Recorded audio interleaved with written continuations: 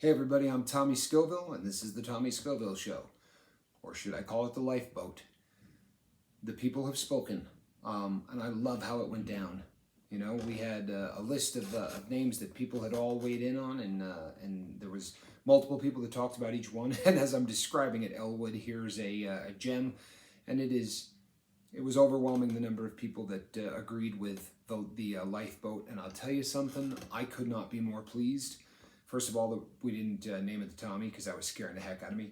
But more importantly, people, this show is, it's not just about sobriety. This channel is not just about sobriety. I'm constantly saying that there is enough that takes place in the comment section that you could just do a show with nothing but what happens in the comment section, right? You could just come in almost as a chat room. The comment section does absolutely amazing things. And it's about life. It really is. As addicts, we're drawn to one another in a way that transcends the fact that we're not sitting in the same room. In fact, it's the best part of what's going on, because the people that you meet here, you're going to come to respect, and you're going to come to love and care about and be willing to do anything to help without ever judging them based on something stupid like what they look like. Seriously, how cool a model is this? People, I swear to you, I am bragging. Let me take that back. I'm absolutely bragging. I envisioned this. I really did. Not that this was going to be anything other than a channel that we really dealt with addiction, because addiction is something that affects every life on the planet. I don't care who you are. If you're lucky enough to not have a habit you're addicted to, you don't know someone. I mean, see, you're going to know someone who's addicted to something. It affects everybody. You're going to have a family member. You're going to have a significant other. An addiction of one kind or another affects everybody on the planet. So it was the right concept, but I swear to you, I envisioned this being so much more than that. And the fact that the trust is built because of the icebreaker. What our icebreaker here is huge. We are all in the same boat, right? We have all been so affected by something that took over the mind that once you start to remove those shackles and you're open to talk about it, the level of trust that I have for you people, I sit in front of this camera and I admit to you things that I've done that are very difficult to say out loud. I had someone say to me, boy, you make it look so easy because you're not all sitting in the room, right? I'm not making eye contact with you. But it unburdens you in a way that is just amazing. To be able to come here, and people are doing it now in the comment section. People are so open. People don't leave anything on the table on the Lifeboat, okay? If there's something affecting your life right now, I don't care what it is. Seriously, it doesn't have to be about drugs.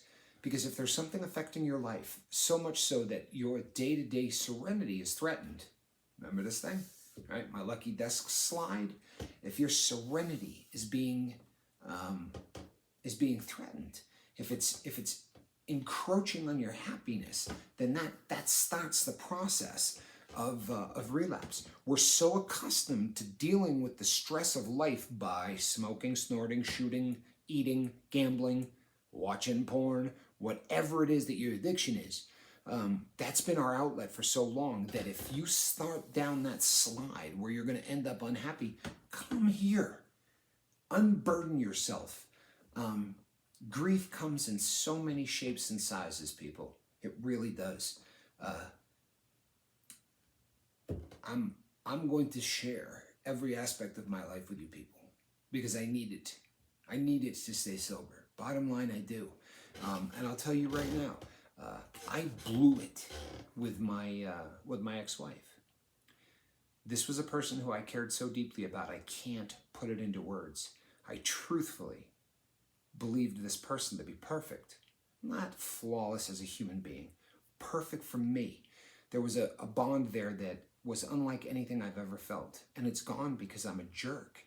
It's gone because I'm a liar, and it's gone because I was a criminal. Not am, but was. I destroyed it, and in the process did a lot of damage to her, and I don't know whether or not she's found her way back to who and what she was. And I don't know if she ever will. And that's something that I deal with on a regular basis. And I'm telling you because it encroaches on my happiness. And it's something that sometimes people just saying it, you know, knowing that someone else has been there. I saw a quote today on grief. And I had to take a snapshot of this because I think it's so applicable to the lifeboat. Deep grief is almost like a specific location, a coordinate on a map of time. When you are standing in front of that forest of sorrow, you cannot imagine that you could ever find your way to a better place. But if someone can assure you that they themselves have stood in that same place and now have moved on, sometimes this will bring hope. People tell me that's not the backbone of this ship, right? Tell me that's not the backbone of this ship. Knowing that someone has stood in the same place. We know the statistics. I know that over 100 people are going to overdose and die today because of opiates. I know that the number of people addicted to opiates on the planet is staggering. There are so many people. I could list stars for the next 15 minutes that have overdosed, right? Just off the top of your head. Prince, right? We just lost Prince. Philip Seymour Hoffman. We lost Philip Seymour Hoffman. The list is endless. Tom Petty. But the point is, you still feel like you're the only guy on the planet that's ever felt this. No matter how many people out there you know, till you come to a place like this, right? And the bonus of not being judged on how you look, how you speak, right? You just come here and you type in how you're hurting. And people come to the rescue. So much so that the initial reaction of anyone logical is they start reaching for their wallet. Are these people trying to get my money? How could there be this much kindness in one place? How can there be this much caring in one place? And let me tell you something. Before you give me a lick of credit, it isn't me. It's not. What it is we have all stood at that forest, right? All of us. Now, you may not be addicted to heroin. You may not be addicted to anything that has touched me, but you've been at that forest of despair, right? And you navigated your way out. And knowing that brings us all together. Remember that magnet we were talking about that draws in like-minded individuals? It draws alcoholics to alcoholics. It draws cocaine addicts to cocaine addicts. It draws addicts in general, especially if you're not in the same room. What draws us is that knowledge that we all understand each other, right? No matter how much your loved ones care for you, no matter how much they care, and they do, right? If I tried to sit down and explain the draw of heroin, the voice that calls you, and I'm not schizophrenic, I don't hear a voice in my head, but there's a voice. It's not audible, but it calls you, and it's never ending, and it gnaws at you. And you know the only thing that made it go away? This made it go away. It started with me and one gentleman who just cared enough. And when I started to get it under control, I started looking for people that I could help. And it kept the ball rolling. And the next thing I knew, I had a year. And then it was holy moly, I've got 2 years. And now I'm at about 6 and some change. And next year will be 7. And each year I get a little stronger. But the crazy thing is, each year the desire to bring the message to more people is more of a draw. It's more of a buzz.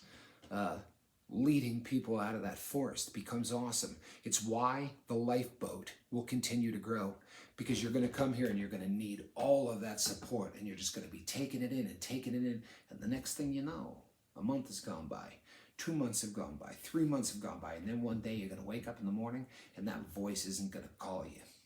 There's going to be silence in terms of that longing, and you're going to get through that day. And that day, the following day, you're going to be like, holy crap, I honestly did not think about dope today, right? I didn't think about anything. Yesterday was a clean day. Crazy thing will happen. Instead of wanting to do this, you're going to want to do this. You're going to want to come to this boat, and you're going to want to do for others what was done for you. I promise you. I promise you. It's a phenomenon that happens. I can't explain it. I really can't. But I guarantee you're going to feel it. Take a look at Elwood. the gentleman who just helped name this boat, Elwood and I have had conversations on the phone. Elwood, if you've been to his channel, we are really different in our approach to sobriety. But when I called him from California and there was no show, but I said to him, I'm starting a channel. He's like, yeah, I can't wait. I'm going to really want to check this out. I said, I'm not eating any peppers. And I went on to tell him, what I was planning to do. And there was not even a second of hesitation. The light bulb instantly went on for him because he said to me, if we could save one person. You know how many times I said that, right? Like, I didn't need to explain this. The first time that I spoke with Mark Wages on the phone, which probably was a couple of hours, might have been 2 or 3 hours. Mark and I get into epic long conversations. But the first time I spoke to Mark, I didn't have to explain anything about this channel. I didn't have to explain why I wanted to do it. I didn't have to explain the satisfaction I get when someone starts to get sober. I literally didn't have to explain a thing. When our conversations are funnier than hell, because when we start talking about 12 steps or anything else, it's the yep, you're right, yep, you're right, yep, but back and forth. He knows exactly what I'm going to say before I say it. And it's because the draw for people who have stood at that forest and found their way out, when you get out, you don't think, oh, thank God I'm out of here. Truthfully, people, the first thought is, I'm going back in there and I'm going to bring somebody out. I can't explain it, but it's the gospel truth. When you get out of that forest, you don't want to run. As for the rest of the world, for real, for the addict, you have an overwhelming desire to go in there and take somebody out. And you get this Forrest Gump kind of image where, I got one guy, I figured I may as well run back and get another. I got my 6. I got 6 more, and I'm going to continue to get 6 more until they close the box. My promise to you as the captain is I'm not going anywhere, and I'm going to continue to do this until I can't anymore. What I would like from you is a commitment that you don't leave it on the table. Don't think that because it's not drugs, you can't talk about it, right? I lost my dad on February 28th. There's a beautiful person on this boat, and it's in the comment section, so I'm not telling anything out of school, but, Anna lost her dad, and we got to talk, just a couple of texts back and forth, and we both said, what a wonderful thing it was that our parents didn't end up in a nursing home, right, that they were able to peacefully pass, and it made me feel better. You know what I mean? It really did. And God forbid we don't bring it up because it's not drug related. Do you understand what I'm telling you, people? Don't leave it on the table. Take the life boat for what it is. It is life. It's not the drug boat. It's not the rehab boat. It's not the sobriety boat. And I loved the name sobriety. I really did. But when Elwood said lifeboat, that ought to be the name. It was like getting hit in the face. This is about life. This isn't about drugs. Drugs brought us together. It's an understanding. It's how we got out of the forest, right? It was drugs that had us in there. We got out because of what we do here. Now we got to stay out, right? Just long enough to get a good breath of air and then run back and get some more people. We know the path, right? I got that forest memorized. I do. It's the rest of the world I'm not so good at. So if something comes up and it's not in the forest of addiction, I'm coming right here to talk about it, because I guarantee you, with as much insight as I have into drugs, there's somebody else that has that insight into grief, like Anna, when she talked to me about her dad passing. It was another one of those situations where I didn't need to explain anything. She understood it. She's been there. And that was enough to really bring me peace. Don't leave anything on the table. Don't sell this boat short. There are 1,320 people, 1,319, something like that, on this boat. By the way, just really quickly before I go, when I was in Victorville Penitentiary in the federal system, there was a gang that attacked the police one day on Cinco de Mayo. A Mexican prison gang decided to attack the cops, which doesn't go over very well with the faculty. And they wanted to do a shakedown, which is, in theory, looking for drugs and weapons. What they're really doing is destroying every single cell to try to teach a lesson to the rest of us for the 2 people that just ended up in the hole for attacking the anyway. The only time I've ever been in a prison where they kicked everybody out of every unit at the same time, which is a bad idea. You don't want that many inmates in one place at the same time, because if a riot breaks out or whatever, there's just too many people. Well, there were 1,319 people in that prison. That was the capacity. It should have been 1,320, but there was a handicap cell that nobody was in.